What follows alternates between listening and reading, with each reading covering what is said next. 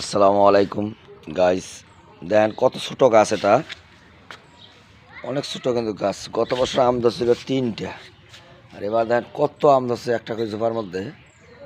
এই আমগুলা নিম্নত একটায় 1 কেজি পর্যন্ত হয়, 7 ইঞ্চি 6 ইঞ্চি পর্যন্ত লম্বা হয় আমগুলো দেখেন। তা আমি বাড়িতে না আসার কারণে পানি দেওয়া হয় না। গাছটা করার মধ্যে পানি দিলে আমগুলো সব আটকিত। এটা যে আম, এইটা একই আম। এই গাছটা দেখাই, এই যে দেখেন সব ঝুরি পড়ছে পানি না দেওয়ার কারণে, ছাদে কেউ উঠতে পারে না। আম একটা করে 1 কেজি পর্যন্ত হয়, কিন্তু ডাল কুলে না, সিঁড়ি পড়ে।